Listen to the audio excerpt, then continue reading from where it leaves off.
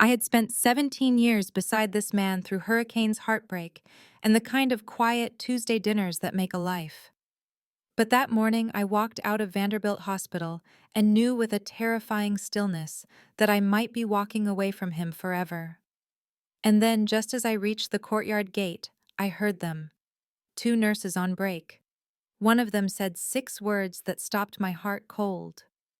"He looks just like that guy." Those words didn't belong to me, but they were about to change everything I thought I knew about my husband, about family, about fate, and about how far one woman would go to save the man she loves.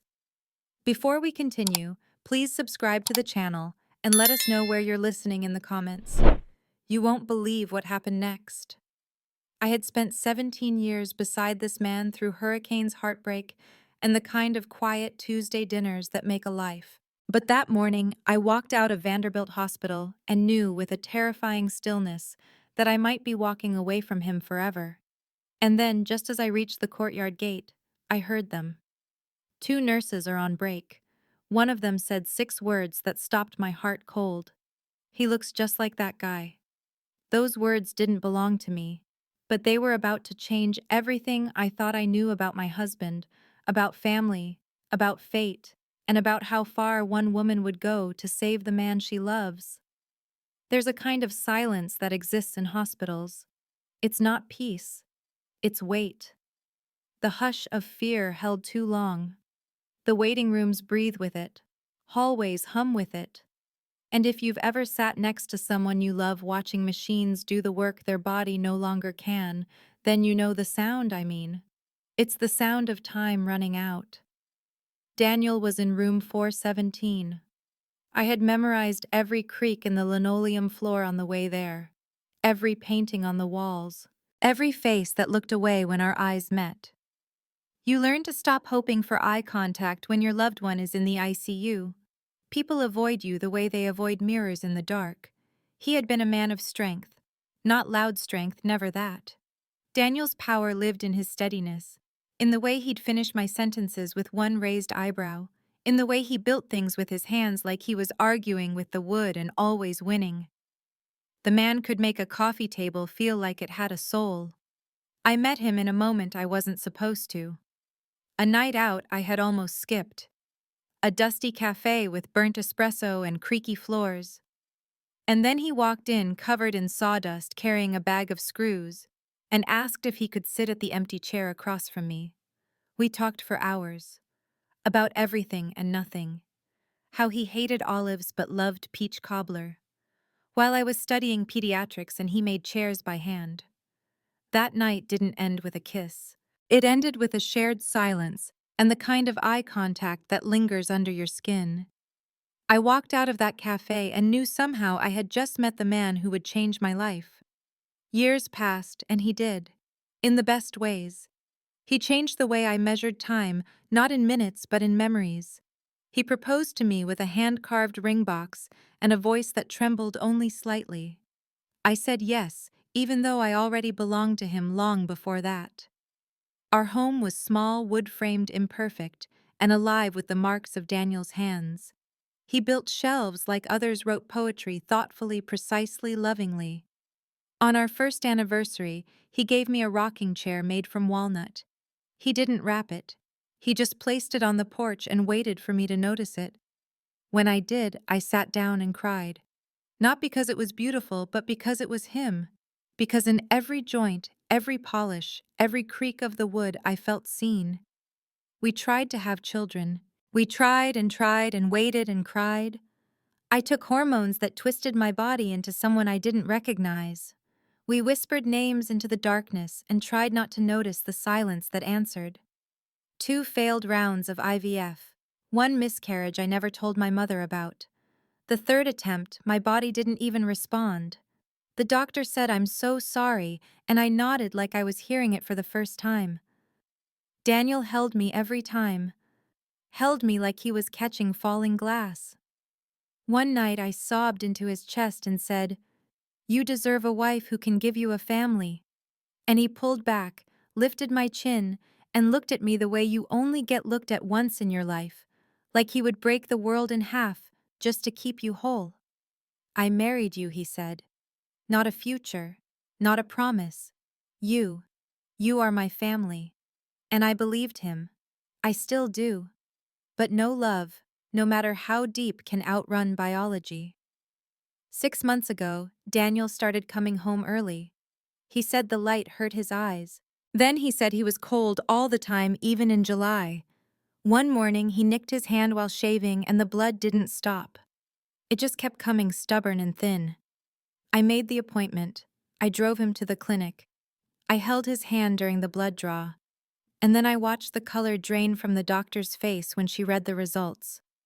Aplastic anemia. It sounds almost poetic, doesn't it? Like something gentle. But it's not. It's your body turning on itself.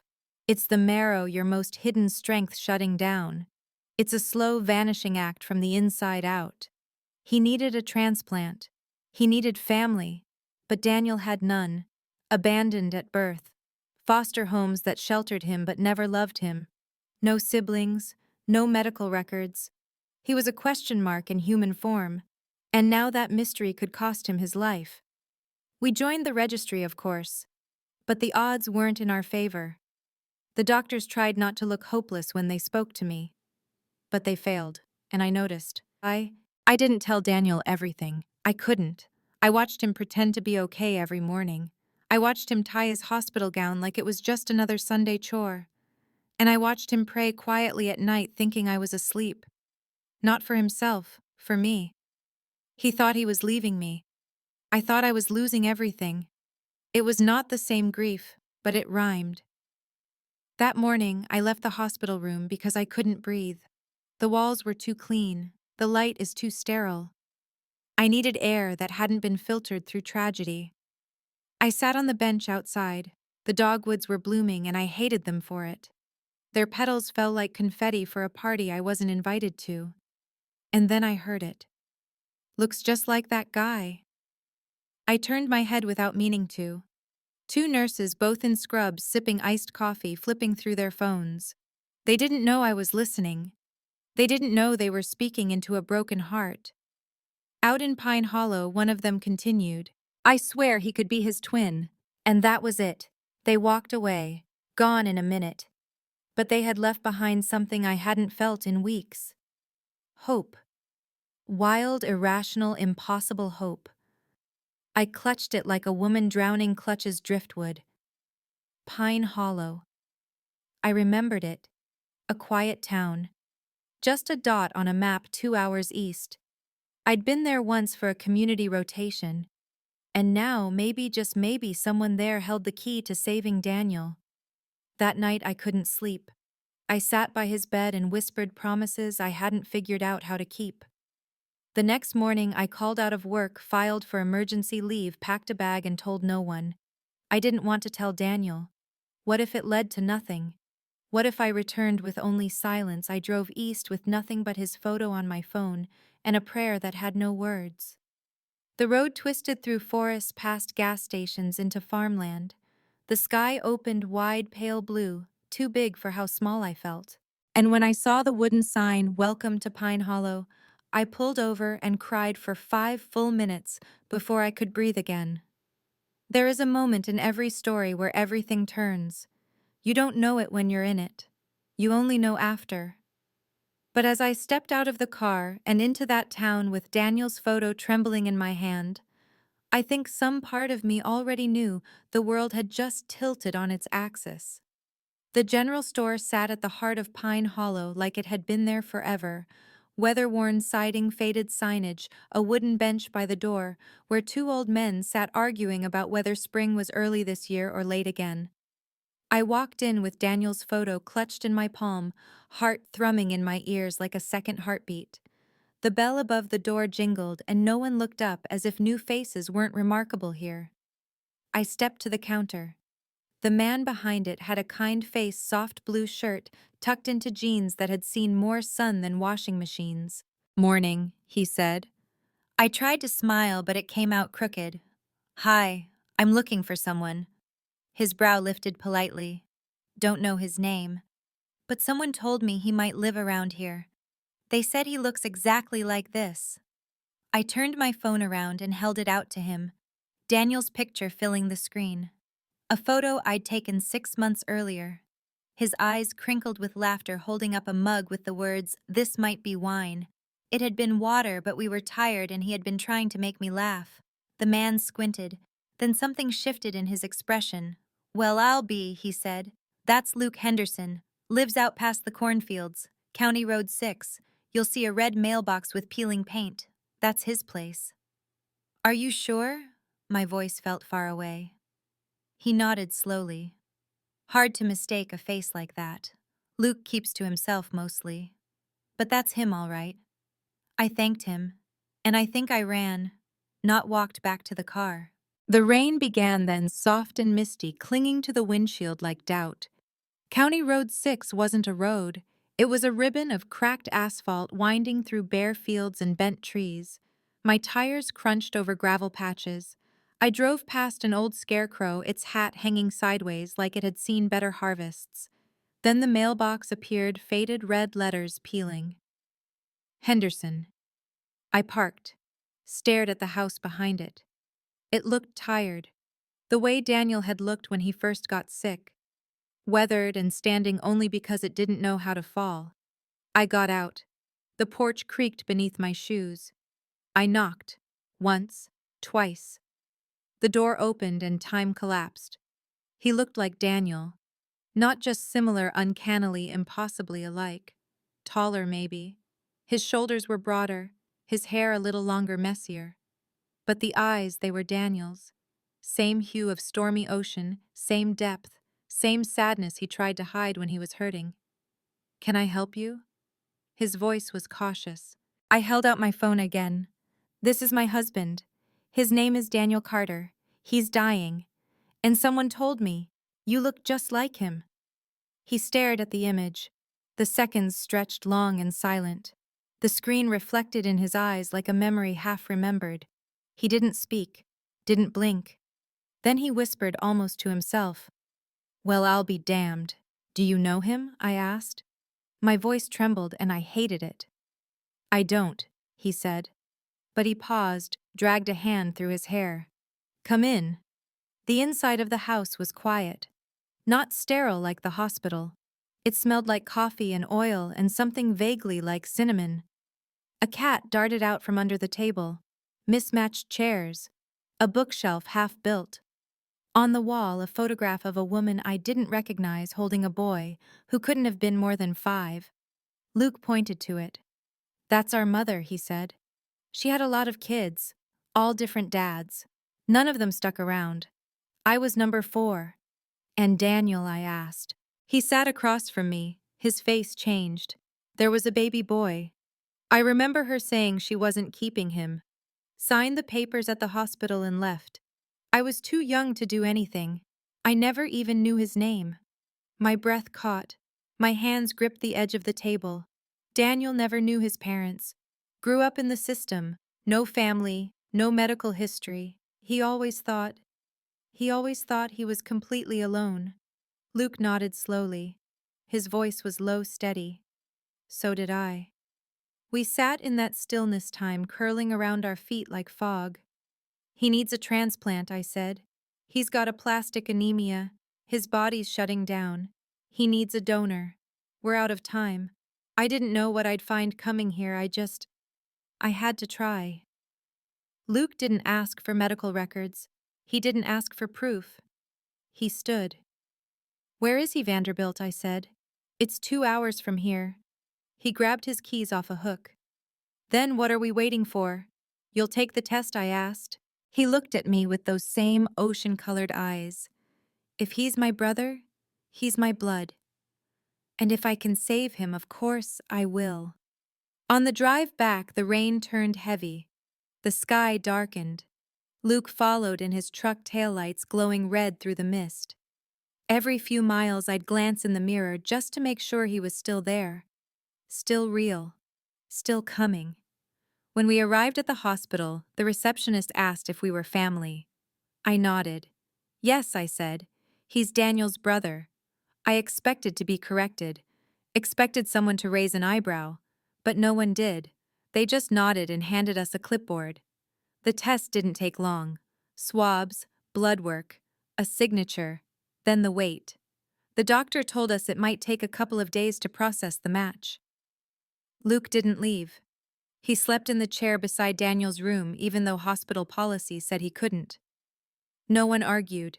Something about him, his quietness, his weight, made people stay out of the way. Daniel hadn't woken yet. The medications kept him drifting somewhere between sleep and forgetting. I didn't know how to tell him yet. I didn't know what to say. What if I gave him hope and it fell apart? What if Luke wasn't a match? But then again, what if he was? The next morning, the hematologist found me in the hallway, a half-smile blooming across her tired face. "He's a match," she said, "one of the closest we've seen." I think I collapsed. My knees gave way. Luke caught me, steadied me. I turned to him. "You're a match. You can save him." He nodded. "Then let's do it." Later that day, Daniel woke. I was holding his hand, telling him softly about the weather, about the nurses, about nothing. His eyes opened, drowsy, blurry. But he smiled. "You stayed?" he whispered. "Always," I said. "There's someone here to see you." "Who?" "Someone who looks like you." Luke stepped into the doorway. Daniel blinked, then blinked again. And for the first time in weeks, maybe months, I saw life return to his eyes. "I think I'm your brother," Luke said. He didn't make it dramatic, just offered it gently, like an olive branch held out across years neither of them remembered. Daniel didn't speak. He reached out trembling. Luke took his hand, and in that moment, there were no questions, no answers, just two men who had spent decades searching without knowing and had finally found what they didn't know they were missing. A brother, a beginning, a chance. That night, I stood in the hallway while they talked. Their voices were soft, cautious at first, then warmer, then laughter. Daniel said I used to dream about having a brother. Thought it was silly. But there you are. Luke replied. Guess life was just waiting for the right time. The transplant was scheduled. I watched them prep the operating room, watched them prep Luke.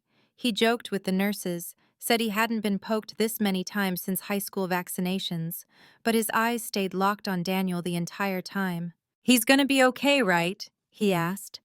"We believe so," the nurse replied. "You're giving him a real shot." "No," Luke said. "I'm just giving back something the world stole from us." Hours passed. Too slow, too fast. The transplant began. I paced. I prayed.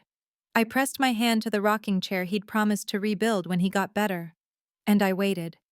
The hours that followed felt like a test of gravity, as if time itself had been stretched thin, threadbare, and trembling, refusing to move forward. I sat in the corridor just outside recovery, the white walls pressing in on me, and I kept staring at the swing of the clock's second hand, like it might give me answers. The nurse would come out every so often, calm, face-clipped words, gentle tone, but none of it registered until the last time she appeared. Her gloves removed her voice softer than before. "It went well," she said. "Now we wait." I wanted to collapse into those words. I wanted them to be a landing place. But all I felt was the tightrope. Recovery was the next mountain. The transplant was only the first sunrise. It would take weeks, maybe months, for Daniel's body to accept the new marrow, for those invisible cells to find their way to root themselves inside him like seeds in parched soil. Some never do. Some drift aimlessly until they vanish. But I had seen miracles in smaller places, and I wasn't ready to believe this one wouldn't bloom. Luke emerged an hour later, looking pale but triumphant. There was sweat at his temples, and his walk was a little stiff. But when he saw me, he smiled. "You look like you've been holding your breath since Tuesday," he said. "I have," I replied, exhaling finally. "Thank you." He shook his head. "You don't thank family." That word. It kept echoing like a song neither of us knew we'd memorized. Daniel was still unconscious but stable. The doctors said it would take a few days to know how his body was responding, but all the early signs were hopeful. Luke didn't leave. He became part of the rhythm. He brought me coffee without asking how I took it. He sat beside Daniel, told stories in a slow, gravelly voice about fishing holes and broken tractors, and a shared mother who never stayed anywhere long enough to make it a home. He didn't sugarcoat her. He just offered the facts like tools on a table. She wasn't good, but she wasn't cruel. Just lost, I think. Lost in her storm. Sometimes Daniel would stir eyes fluttering at the sound of Luke's voice. Sometimes he'd open them and smile faint, but real.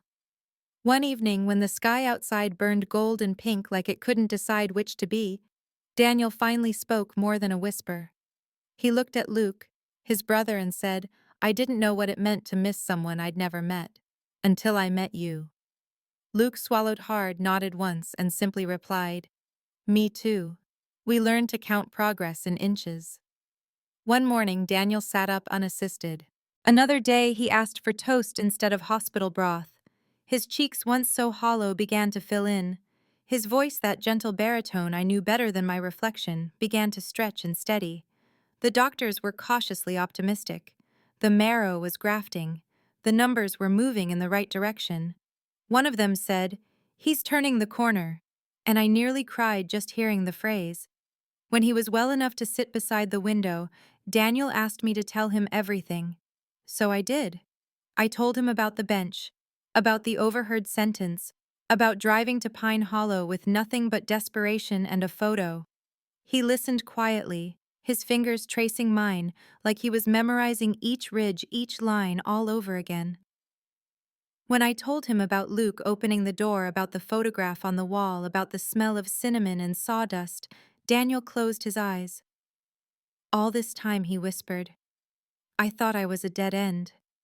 "You're a doorway," I said. "You just didn't know where it opened." The day Daniel was discharged, I walked beside his wheelchair through the corridors that had once felt like cathedrals of sorrow. But now they hummed with light. Every flickering panel above us felt less sterile. Every nurse's nod felt like a small celebration. When we stepped into the parking lot, Daniel looked at the sky and whispered, "I didn't think I'd see blue again." Luke pulled up in his truck engine, rattling like an old man clearing his throat. He climbed out, opened the passenger side door. "Ready to come home, little brother?" Daniel laughed, really laughed, and said, "Only if you let me ride shotgun." We returned to our wooden house on the edge of Nashville, the one with peeling paint and heartbeats soaked into the floorboards. Luke followed in his truck and unpacked his bags like it wasn't even a question. We didn't talk about timelines. He just took the spare room, filled it with tools, hung a jacket on the back of the door, and folded himself into our life like he had always been there, just waiting off stage for his cue. Recovery wasn't quick. It was a kind of slow blooming, like watching winter give way to spring one petal at a time. Daniel often slept. He still had moments of dizziness.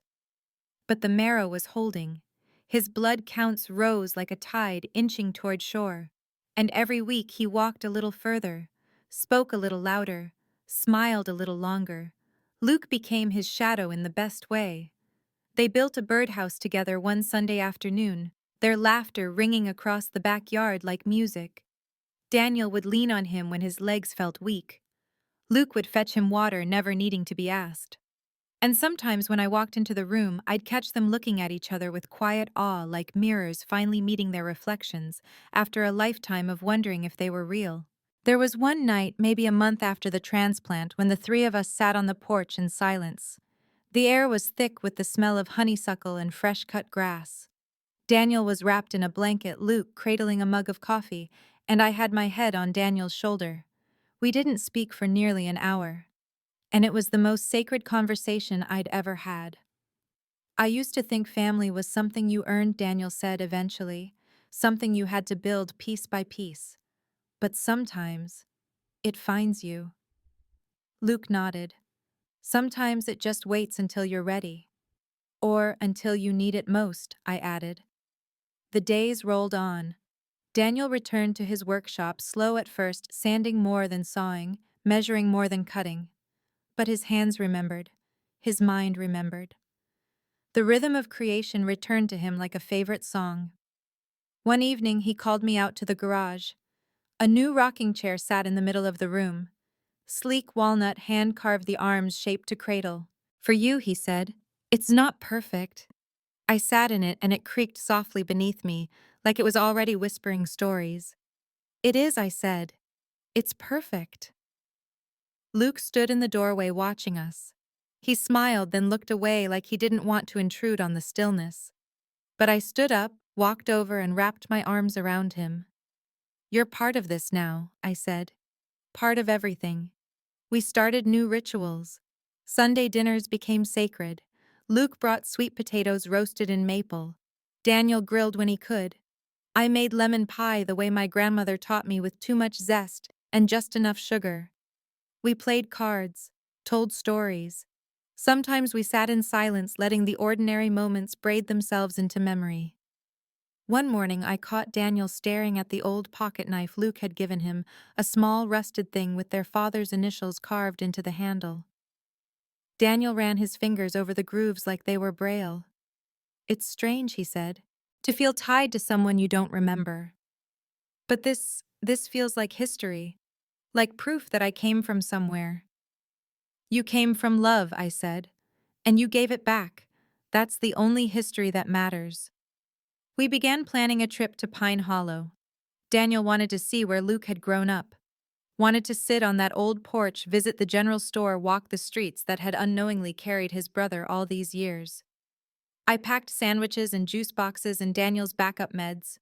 We loaded into Luke's truck. It was a slow drive, but no one minded. When we arrived, the town greeted us like an old friend. The shopkeeper remembered me, smiled widely. "So you found what you were looking for," he said. "More than I ever hoped for," I replied. That night we stayed at Luke's. A bonfire crackled in the yard, casting golden halos on their faces. Daniel leaned into me, warm and alive. Luke sat beside him, telling a story about a teenage prank involving firecrackers and a tractor engine that somehow never ran again. I laughed until I cried. Not because the story was that funny, but because I hadn't felt this kind of joy in so long.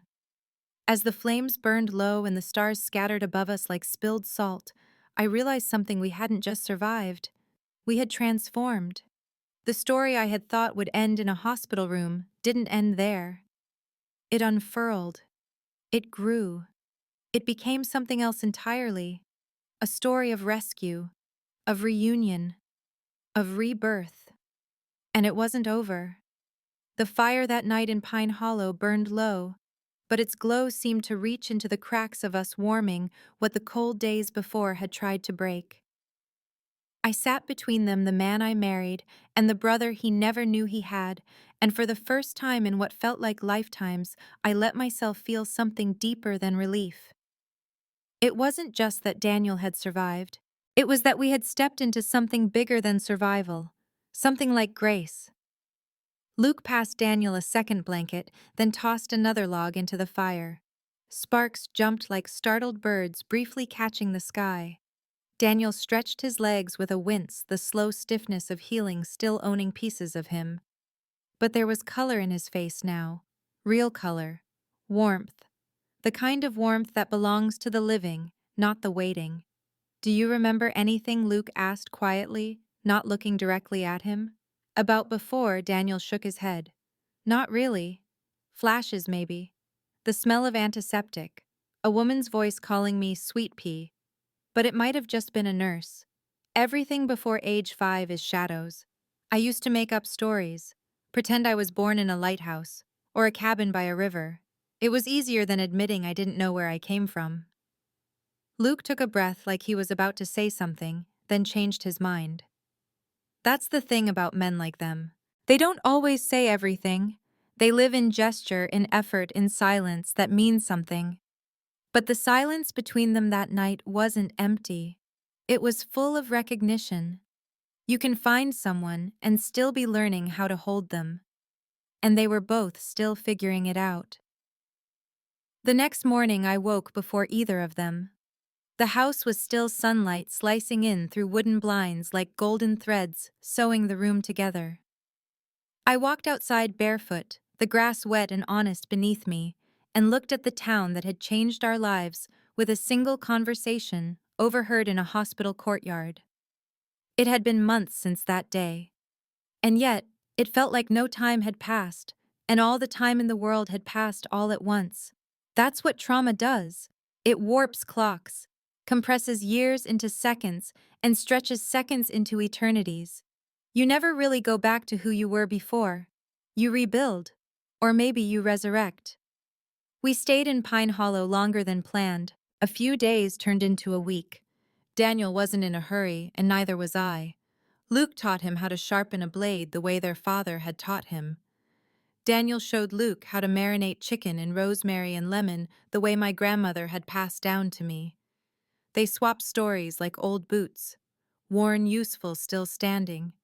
Some nights I'd watch them from the kitchen window, Daniel sketching a design on a notepad, Luke measuring wood, the two of them humming to an old Johnny Cash record, like time was folding neatly around them, finally catching up. One afternoon, Daniel called me into the shed. "I want to build something with him," he said. "Something that matters. Something that's ours. Not just yours and mine. Ours, all three of us." "What are you thinking?" I asked. He looked at Luke. They exchanged a glance, the kind that skips conversation entirely. "A bench," Daniel said. "For the hospital courtyard. For the place where it all changed." "We want to leave something behind," Luke added. "Something people can sit on. Maybe hear birds. Maybe think. Maybe just breathe." I couldn't speak for a long time. I just nodded. And then I hugged them both so tightly, it felt like I was trying to hold time still. The bench became more than a project. It became a pilgrimage. Daniel couldn't work long hours, so they built in short bursts. Mornings before the sun got too strong.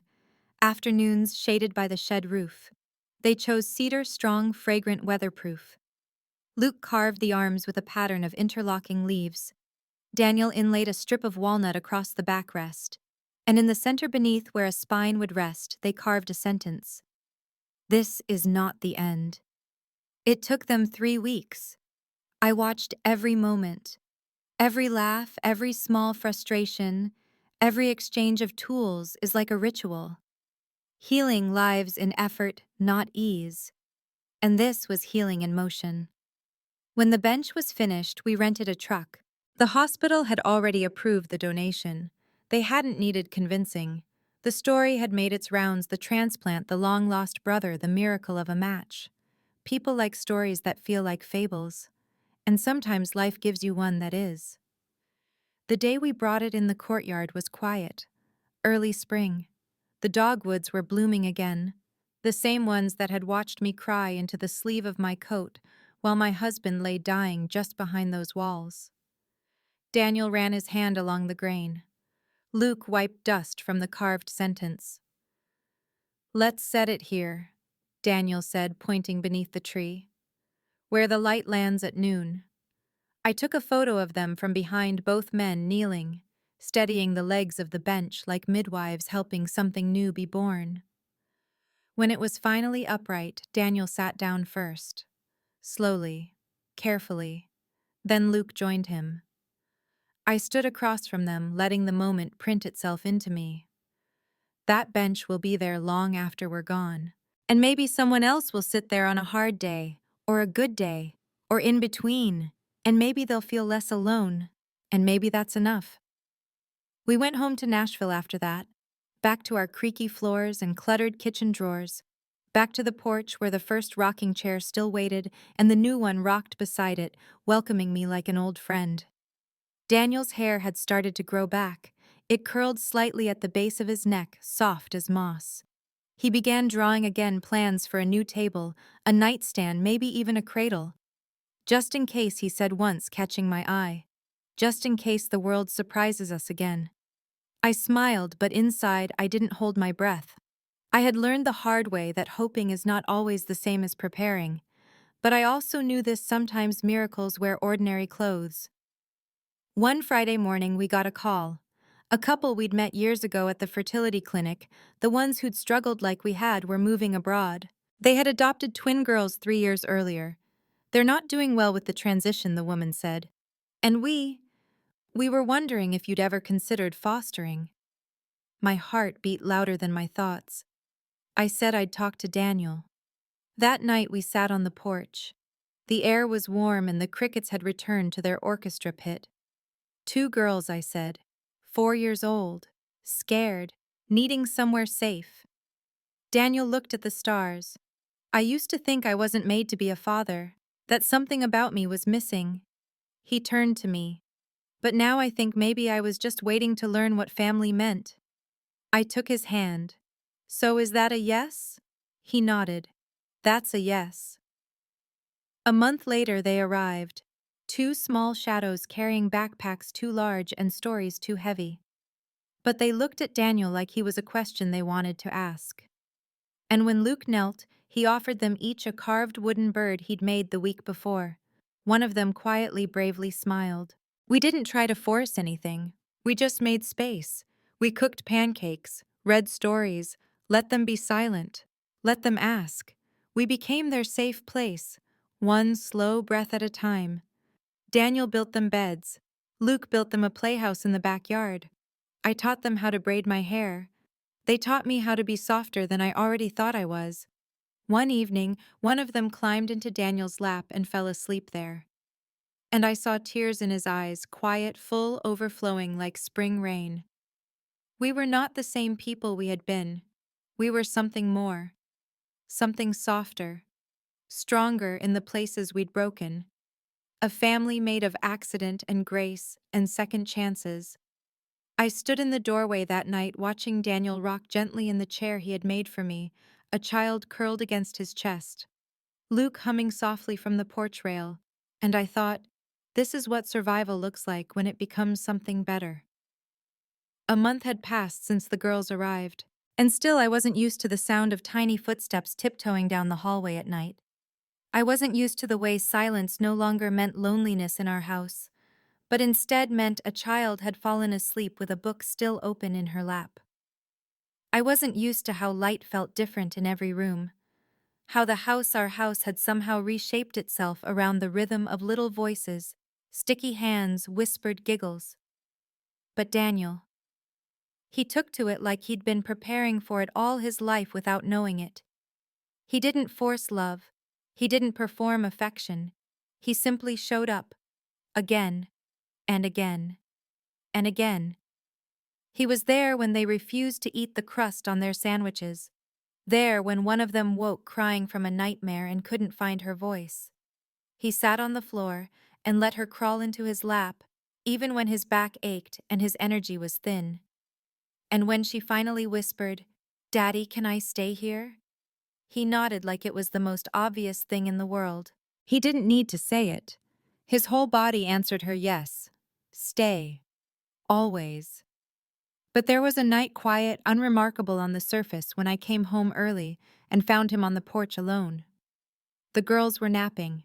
Luke was out, and Daniel was holding a piece of paper in both hands, staring at it like it had teeth. I knew before I asked that it was something from the hospital, a medical form maybe, an old bill. But it wasn't.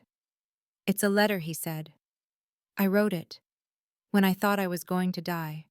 I found it in the back of the drawer last night." His voice was softer than I'd heard in weeks. I sat beside him and reached for it. The paper was creased and yellowing slightly. Ink had bled at one corner, probably from when he cried while writing it. I could feel it before I even read the first word. "Emily. If you're reading this, it means I didn't come back. But I want you to remember me as the man who loved you before he ever needed you. I want you to remember my laugh, not the way my hands shook at the end. You were my home, my real one, the only one that ever had a door that stayed open. If I don't come back, promise me something. Don't let this grief become your shadow. Don't shrink. Don't close your heart. Love again, even if it's not a person. Love the sun. Love the sky. Love breakfast. Love strangers. Just promise me you won't disappear." I folded the letter and held it like it might fall apart if I breathed too hard. "Why are you reading this now?" I asked. He didn't answer right away. His hands were clasped tightly in his lap. "I survived," he finally said. "But I still live like I'm dying. like I'm waiting for the floor to collapse again. I looked at him, really looked at him. The full head of hair was growing back soft at his temples, the stronger curve of his shoulders. The man who had already built 2 beds, repaired a shelf, and cooked Sunday breakfast for 4. The man who was here. Then maybe it's time, I whispered.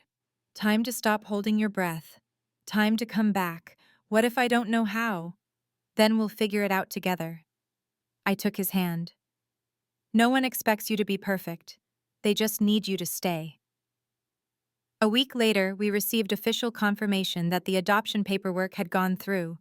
The girls were ours, fully, legally, irrevocably.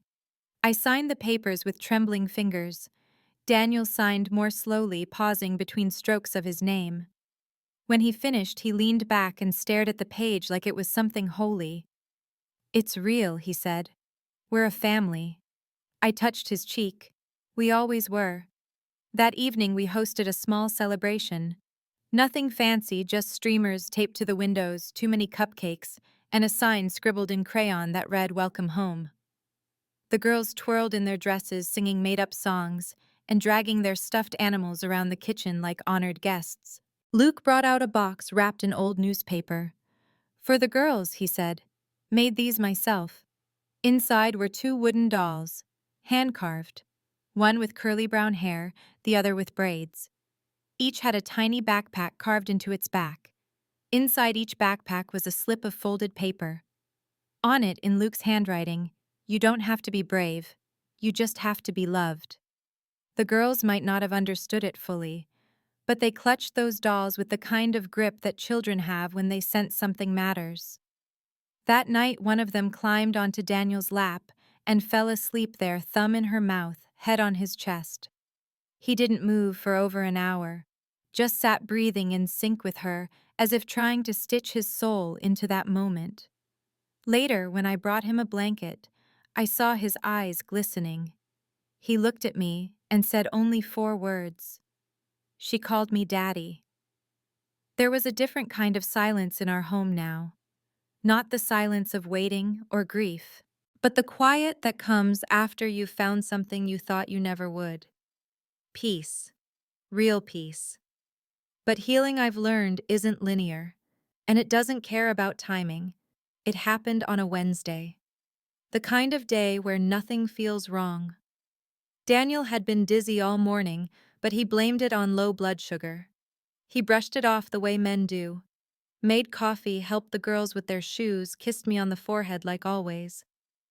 But that afternoon, I got a call from Luke. His voice was strained. He collapsed. "Ambulance is on the way." My knees buckled.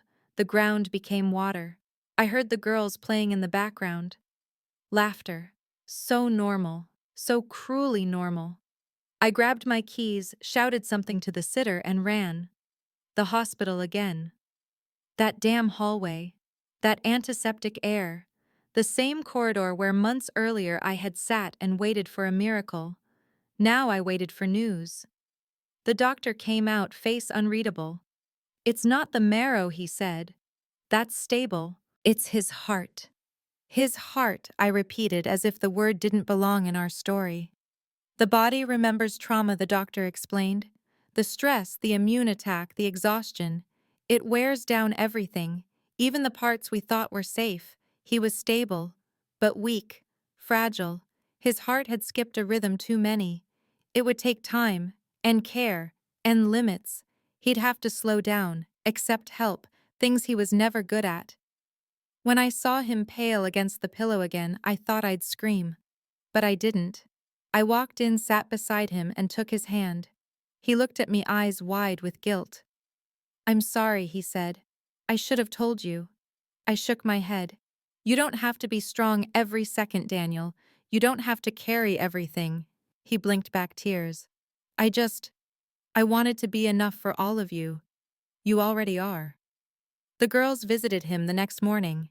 They made get-well cards with shaky hearts and misspelled words. One of them climbed into the bed without asking and lay her cheek against his chest. "Your heart sounds like a drum," she whispered. Daniel smiled. "Does it sound strong?" She nodded. "It sounds like you're winning." And maybe that was all the healing he needed. The weeks that followed weren't easy: medications, restrictions, lifestyle changes. But he didn't fight it. Not like before. He let me help, let Luke carry more, let the girls bring him tea and stories and questions like, "Will your heart beat forever? And can we get matching scars?" Our house became a sanctuary, not because it was perfect, but because it was real, filled with imperfect people choosing each other every day. One evening, Daniel took me by the hand and led me out to the porch. The stars were just beginning to poke through the navy sky. He pulled out a small box from behind the rocking chair. Inside was a necklace. Not expensive, simple. A small wooden pendant carved in the shape of a door. On the back, one word: stay. "It's what you gave me," he said, when I didn't know if I could. I slipped it on. "It's what we gave each other." Then he took out a second box. Inside were 4 rings. Not wedding bands. Family bands. Each one was carved with the initial of a name, EDL, and the shared letter of our daughter's M. "I don't want to wait anymore," he said. "Not for birthdays, or milestones, or perfect timing. I want to celebrate everything now, because now is the gift." I nodded, too moved to speak. We gathered the girls and Luke stood under the porch light, and Daniel handed each of them their rings. No speeches, no ceremony, just quiet, sacred exchange. And as we stood there, our strange, stitched-together family held by nothing but love and memory and stubborn grace, I realized we had become something unshakable, not because we were spared hardship, but because we survived it together. And for the first time, Daniel didn't look like a man bracing for the end. He looked like a man beginning again. The first time Daniel mowed the lawn again, it felt like a parade. I watched from the porch, coffee in hand, girls coloring chalk suns on the driveway, and there he was, slow, steady, triumphant. You wouldn't think grass could be such a symbol, but it was. It meant his legs could handle the slope, his lungs could handle the breath, his heart could handle the rhythm. That old mower had been pushed by so many versions of him, the strong, the fading, the frightened, and now this one, the healed, the recovering. The man is learning how to stay. Luke stood beside me, arms crossed, a grin tucked under his beard. "He's gonna ruin the stripes," he said. I smiled. "Let him ruin them. Think he'll let me take the girls camping next weekend?" I glanced over, watching Daniel's posture. He didn't look tired, but we both knew better than to assume. "Ask him," I said. "But make it a short trip. Maybe one night." Luke nodded. One night. Just long enough to tell ghost stories and burn the marshmallows. That afternoon, the girls helped Daniel clean out the shed. He found an old birdhouse they'd started together months ago, just after the transplant. Back then, he didn't have the strength to finish. But now he held the little frame in his hands and said, "Let's make it a home again." He wasn't talking about the birds. They painted it turquoise with tiny yellow stars. The younger one insisted on adding a sticker of a unicorn. "Birds like magic too," she said matter-of-factly. Daniel laughed and didn't correct her. I watched them through the window and felt something unexpected in my chest. A twinge. Not sadness. Not even fear. It was something more fragile, like wonder paired with caution. Like I was holding something beautiful that might shatter if I breathed too hard. That night, Daniel couldn't sleep. I found him sitting in the dark living room staring at his hands. "They still shake sometimes," he said. "Not much, but just enough to remind me I'm not invincible." I sat beside him, took his hands in mine. "You never had to be." "I know," he whispered. "But I wanted to be. For them. For you." "You already are," I said. "The kind of invincible that matters. The kind that stays. The kind that tries again the next day." He lay his head on my shoulder, and we sat like that for a long while. Two people who had already lost the worst and were learning how to hold the best without flinching. The camping trip happened that weekend. Luke packed the girls into his truck with sleeping bags, too many snacks, and a list of questions they'd written on sticky notes. Do bears cry? Can raccoons open soda cans? Is the moon a mom or a dad? Daniel and I waved them off the house, growing instantly quiet in their absence. Too quiet. That evening, with no small feet echoing across the floor, we found ourselves drifting toward each other like planets realigning. We sat in the kitchen, eating sandwiches over paper plates, and I noticed how different it felt, just the two of us again, like we were both remembering who we were before parenthood redefined every minute. It feels like a borrowed day, Daniel said. Like the world gave us a window to look through. And what do you see? I asked. He reached across the table, traced the back of my hand with his thumb. You. Still you. Always you. We danced in the living room after that, barefoot, no music, just memory. His arms around my waist, my head against his chest. The way we used to dance before hospital beds and adoption paperwork and restless toddlers. It wasn't fancy. Just two tired hearts finding rhythm again. At one point, I looked up and saw the way he was smiling, half joy, half disbelief. I'm afraid, he admitted softly, that it'll all disappear. That I'll wake up and be back in that hospital bed dreaming this whole life. I pulled him closer. Then let's keep proving to ourselves that it's real. One morning at a time. They came back the next afternoon covered in dirt and stories. The girls ran inside shouting over each other about fireflies and burnt marshmallows and how Luke snored like a dinosaur. Daniel listened with wide eyes, soaking up every word like sunlight. That night, as he tucked them in, the younger one grabbed his hand. Daddy, she said when I was asleep, I dreamed our family was a tree. You were the roots, Mommy was the trunk, and Sissy were the leaves, and Uncle Luke was the bird. Daniel didn't say anything for a long time, just brushed her hair gently and whispered, "That's a beautiful dream." That same week something changed. A letter arrived. Official stationery, a name we didn't recognize. Daniel opened it slowly, reading in silence. I watched the color drain from his face, not fear but something else. Something like shock. "What is it?" I asked. He handed it to me. It was from a law office in Knoxville. A man had passed away recently, no spouse, no children, and in his will he had left behind a request to connect with any biological siblings who might have been lost in the system. A DNA match had come back, close enough to prompt outreach. His name was Marcus, Daniel said. I have another brother. The twist landed like a stone dropped gently into water. No splash, just ripples. He died, I asked. 3 months ago, Daniel nodded. He didn't know I existed, but he tried. He looked. Luke arrived an hour later. Daniel showed him the letter. Luke read it slowly, then stared out the window for a long time.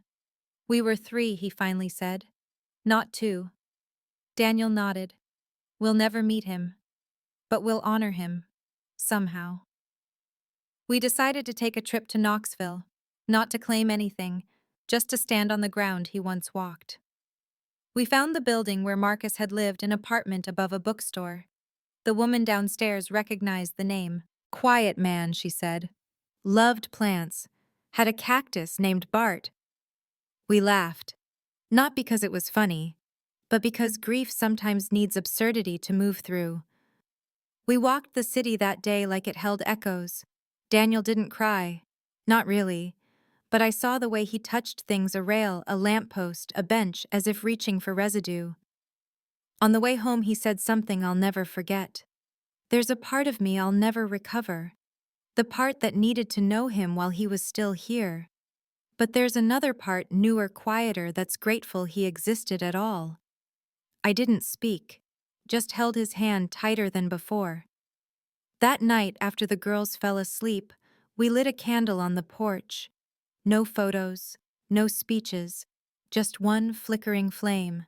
To Marcus, Daniel said, to the missing pieces, may they find their way home. Luke added softly, and to the found ones, may we never take each other for granted again. I don't know if ghosts are real, but I believe in presence. And that night the air felt full of it. Weeks passed. Summer came in full with its sticky days and open windows and backyard dinners.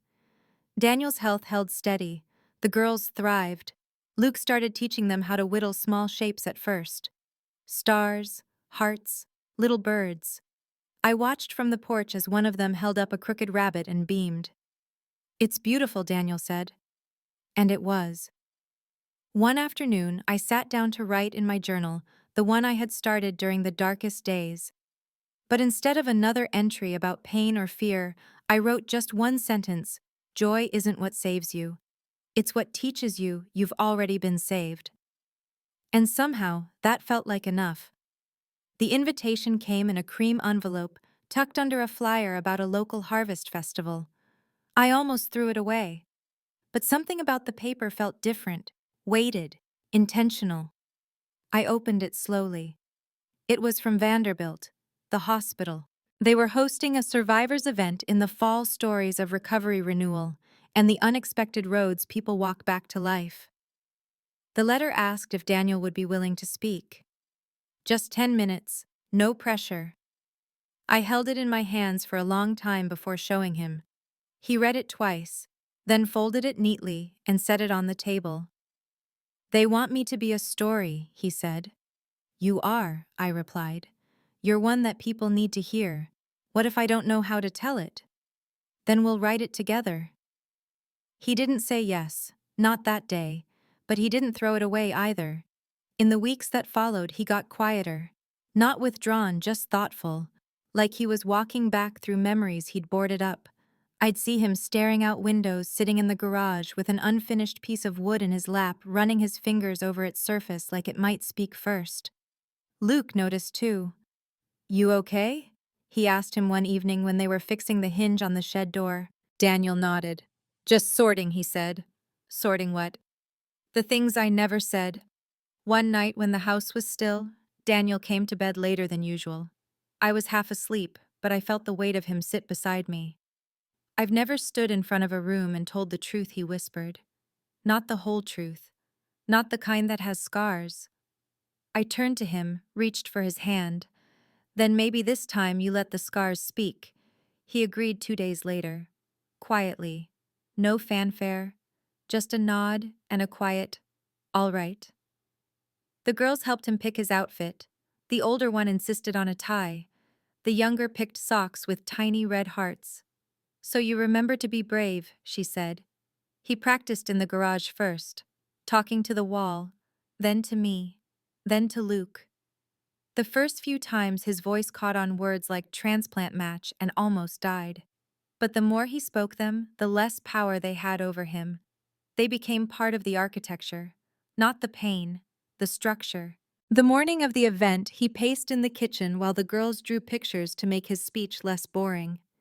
He carried their folded papers in his jacket pocket. One of them said, "My daddy didn't give up and now we have pancakes on Sunday."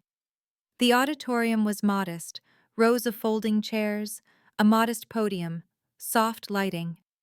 Other survivors sat off stage, some in wheelchairs, some with oxygen tubes, some with nothing visible at all but the heaviness in their eyes. When Daniel's name was called, he stood slowly, walked toward the stage like a man walking back into the battlefield, not to fight, but to name it. To name what he lost, and what he found. He stood there silent for a moment, eyes scanning the room. Then he spoke. No notes, just him, just his voice. "My name is Daniel, and I almost didn't make it here. Not just here to this stage, but here to this moment. This morning, this breath. I was diagnosed with aplastic anemia just over a year ago. It's the kind of illness that doesn't knock on your door. It sneaks in, quiet, relentless. I watched my body fail me one piece at a time.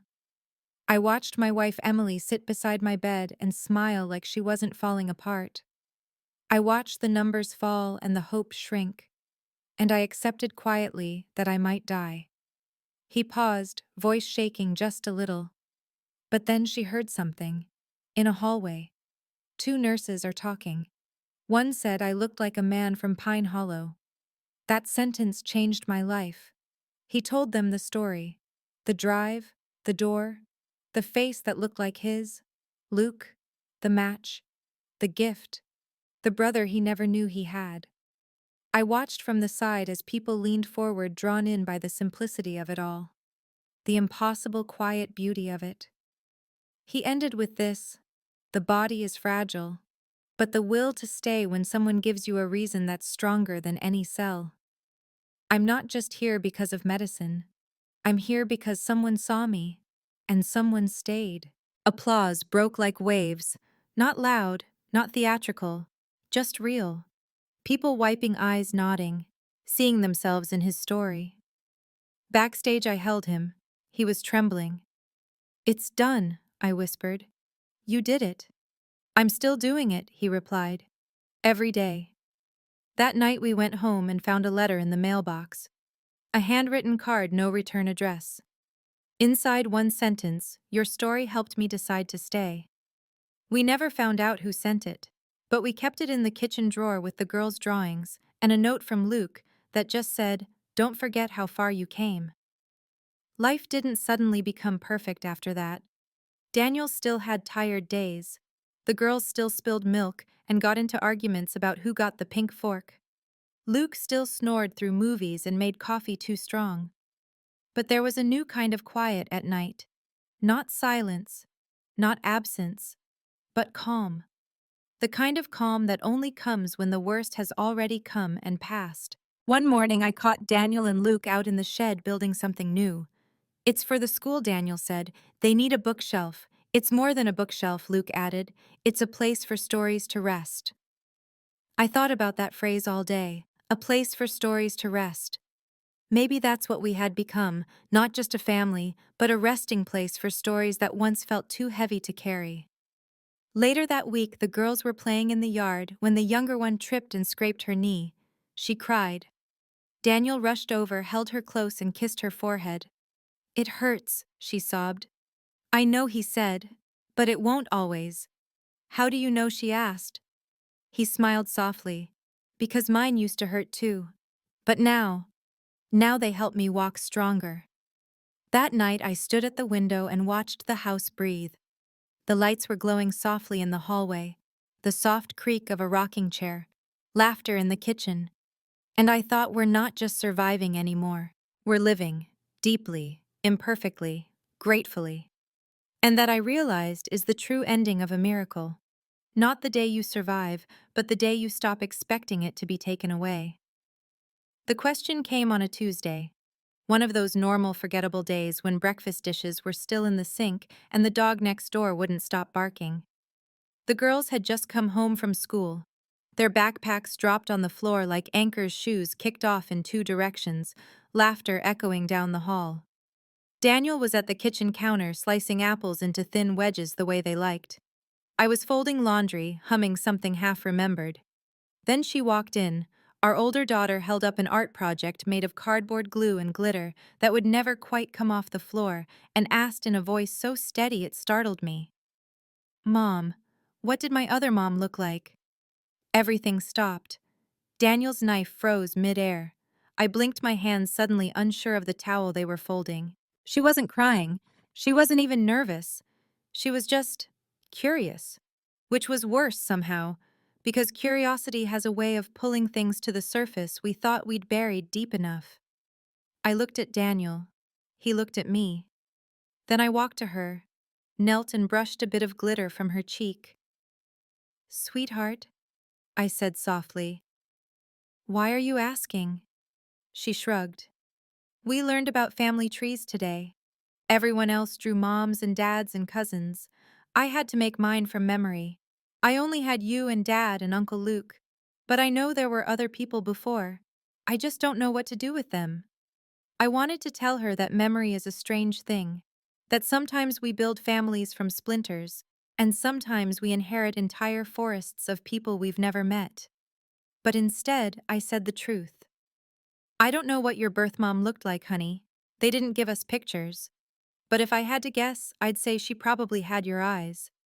Brave ones. The kind that ask big questions." She smiled, but only a little. That night, Daniel was quiet. He sat on the edge of the bed, rubbing his palms together like they held a riddle. Did I answer it wrong? I asked him. No, he said. You answered it beautifully. I'm just scared of the next question, which is, why wasn't I wanted? That question hadn't been asked yet, but it would. Of course it would, because it lives inside every child who has ever been left behind, no matter how much love they find after. Daniel had known that ache, lived with it, still carried pieces of it tucked under his ribs like spare change. But he had always feared one thing more than his unanswered questions, watching his daughters carry the same weight. The next morning we sat them down, both of them, side by side on the couch. The light coming in through the window made dust float like tiny spirits in the air. Daniel took a breath and said, You asked a good question yesterday, one that's hard to answer but important. The younger one leaned her head on his shoulder. We don't know much about your birth parents, he said gently.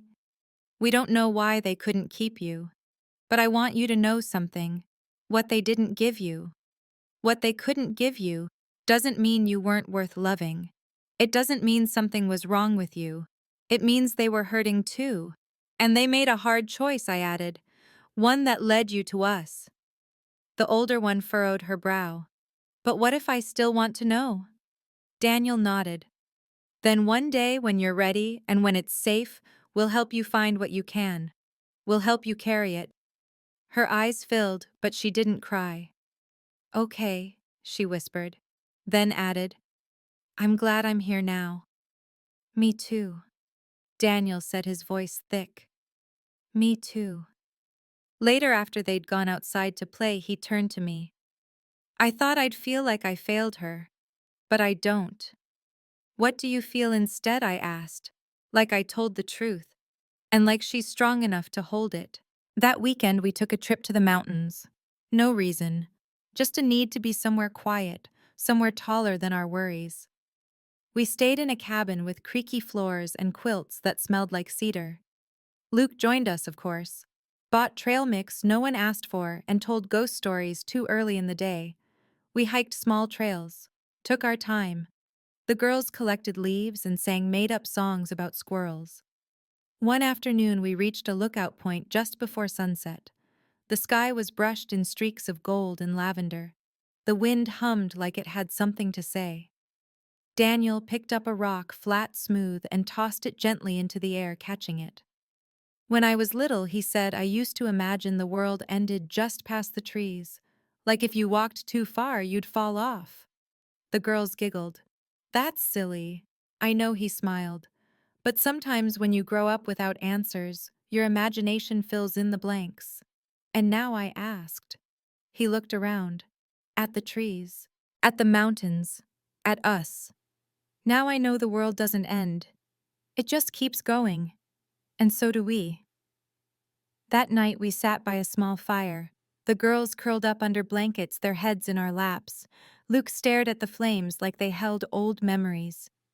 Daniel reached into his jacket and pulled out the folded card we'd kept, the anonymous letter from the hospital. Your story helped me decide to stay. He read it again and said, I think I want to write them back. But we don't know who sent it, I said. Maybe that's not the point, he replied. Maybe the point is that someone stayed because of something I said, and maybe someone else needs to hear it again. So he wrote, not to anyone in particular, just to the person out there who felt like vanishing. I don't know you, but I know what it feels like to be tired of trying, to feel like you're fading out of your own life. But I also know this, you are not beyond repair. You are not the end of the road. You are a doorway. Someone will walk through and be changed because you stayed. Please stay. We posted it online. No names, no photos, just words. Within a week, it had been shared thousands of times. Comment after comment came in, some from survivors, some from caretakers. Some people hadn't yet found their reason to stay. Daniel read to everyone, and slowly something shifted in him. He began volunteering at the hospital once a week, visiting patients who were afraid, who didn't have visitors, who needed someone who'd been there. He didn't tell them his whole story. He just listened, held hands, shared silence when words were too much. He told me once, "There's something sacred about sitting with someone who thinks they might be dying. Not because you offer hope, but because you remind them they're not invisible." The girls started noticing too. "Daddy goes to the hospital now to help," they'd say, "because he knows how to be brave." One night, the younger one handed him a crumpled piece of paper. A drawing. Stick figures, a big heart, a bed, a man with hair, and a man without. "This is you before, and this is you now. You're happy because you didn't go away." He framed it, hung it in the hallway between their rooms. Daniel wasn't afraid of the shadows anymore. He wasn't waiting for the other shoe to drop. He had stopped measuring the days since his diagnosis. He had started naming the days instead. Apple Slice Sunday, Birdhouse Tuesday, Quiet Porch on Wednesday. And in doing so, he taught us all how to live forward. Not in fear, but in the presence, in choosing every single day to stay. It happened on a Thursday. Daniel had just finished his volunteer shift at the hospital, handing out books and talking softly with a patient who hadn't eaten in 3 days. He was tired, not from walking or talking, but from the weight of holding space for so many fragile stories. He said goodbye to the staff, nodded at the nurses, who now greeted him like family, and stepped outside into the crisp evening air. That's when he saw her. A woman, maybe in her late 60s, was standing near the parking lot. She wore a dark green coat, her hands folded tightly, eyes scanning the crowd like she was searching for something or someone. He would have passed right by if she hadn't said his name. Not Sir, not Daniel, but his full name. Daniel Evan Holloway. He stopped. No one said his middle name, not even the DMV. He turned. Her eyes didn't flicker. "You look like your father," she said. He stood frozen. The world went silent except for the soft whir of hospital automatic doors behind him. "I'm not here to disrupt your life," she said quickly, voice trembling just beneath its surface calm. "I only came because I needed to see you alive." Daniel didn't move. He said later it felt like time folded in on itself, that every question he'd buried deep in the bedrock of his soul had just risen like smoke. "Who are you?" he asked, though part of him already knew. She looked down, fingers fidgeting with the corner of her coat. "I used to be Sharon Holloway," she said, "a long time ago." Daniel felt his breath catch. Holloway, his original last name. "I'm your birth mother." The words didn't echo. They just landed, like an anchor hitting the ocean floor. He didn't yell. He didn't run. He just stood there, and the wind brushed past, like even the sky wasn't sure how to respond. They sat on a bench near the sidewalk in the fading light. Daniel told me later that she didn't cry, not in the way people cry when they want to be forgiven. She cried like someone who had finally stopped pretending she wasn't broken. "I was 17, she said. He was older, charming, reckless. He left the day after you were born. My father said I'd ruined the family name. My mother, she didn't speak to me for months. They said adoption was the only way forward. I didn't hold you, not once." Daniel didn't interrupt, just listened. "I found out last year that you'd lived," she continued. "Through the registry. I didn't know you had been sick. I didn't know about the transplant. But when I saw the article about the survivor talk, I knew it was you. I knew those eyes." Daniel looked down at his hands. "Why now?" he asked, voice low.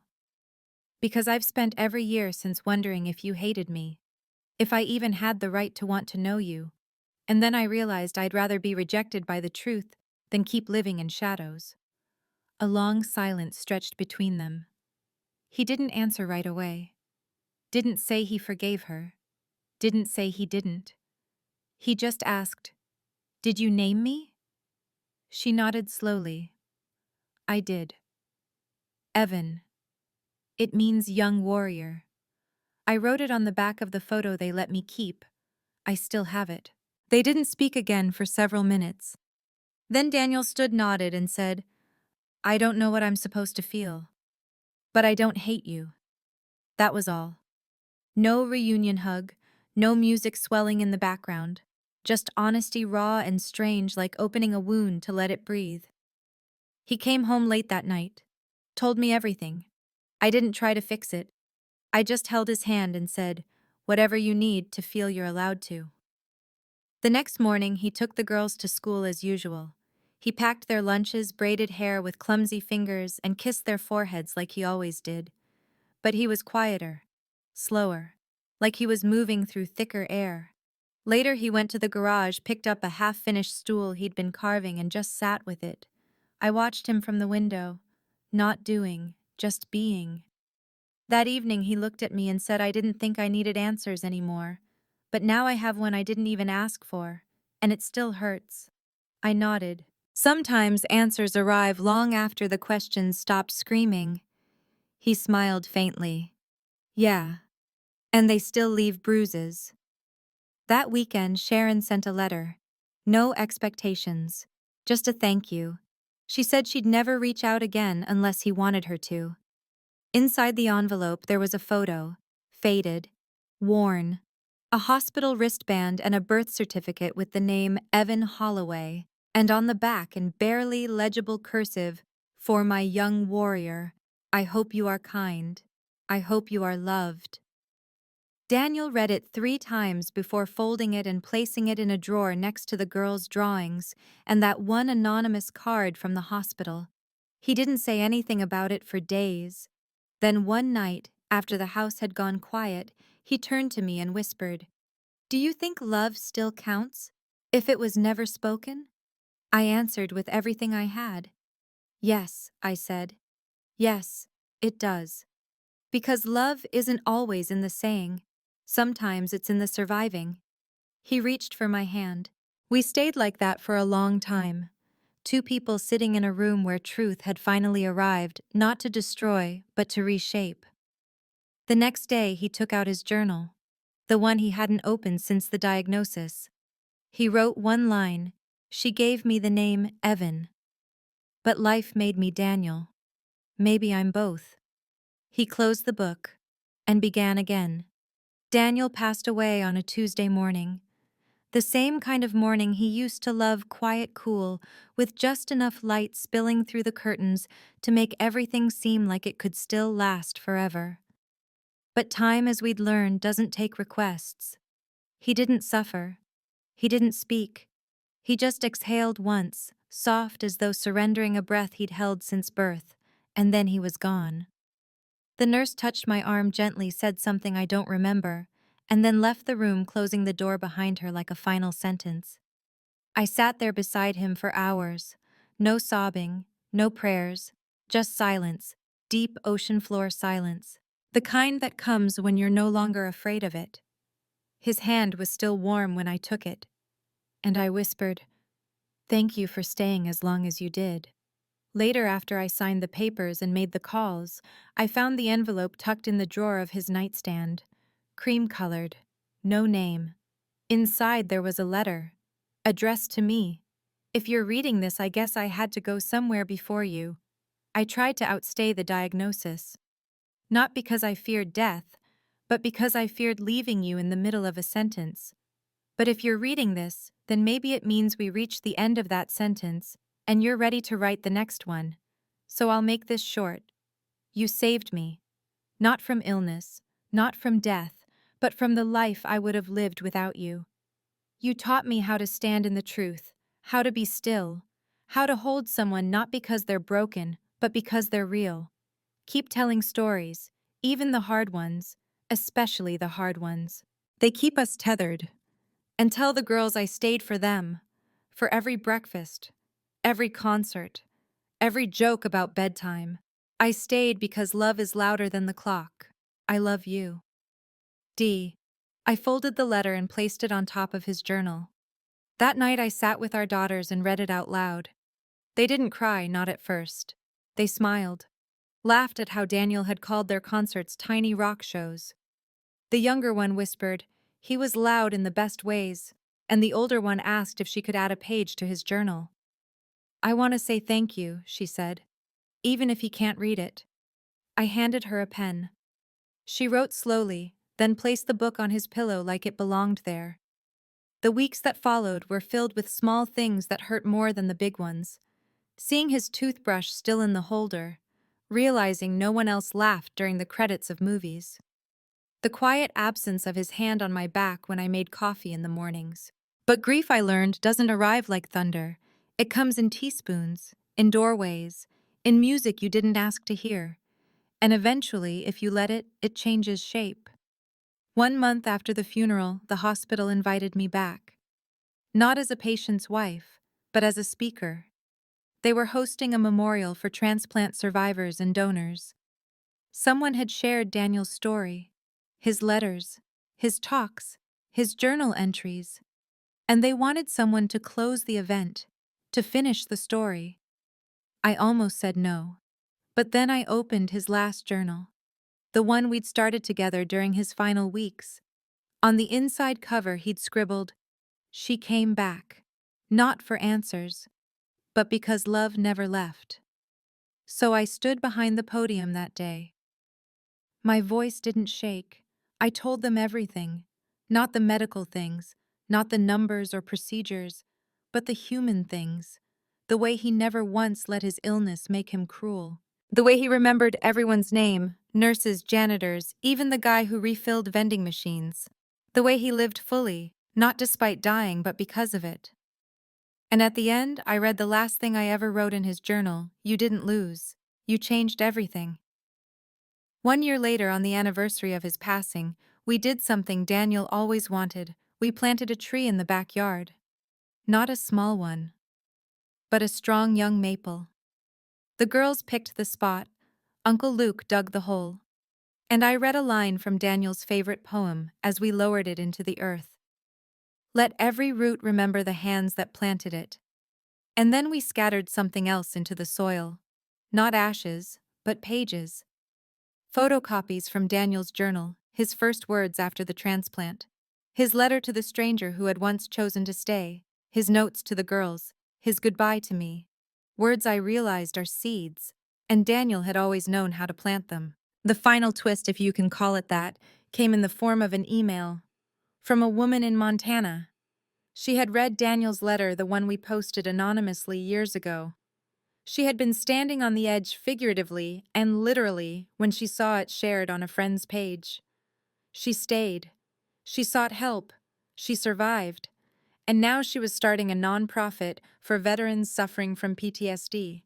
She wanted to name it after the line that saved her: "You are a doorway." I wrote back and said he would be so proud.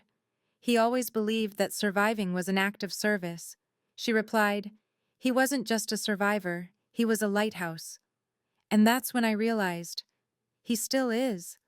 Not a ghost, not a memory, but a light. Somewhere someone will find it. And because of that light, they too will stay. Thank you for joining me on this journey. If this story touched your heart, please like this video, subscribe to the channel, and share your thoughts in the comments. We'd love to hear where you're listening from. To explore more powerful true stories like this one, click the playlist on the left. And remember, sometimes the most beautiful stories grow from the shadows of our deepest pain, quietly, steadily, unshakably.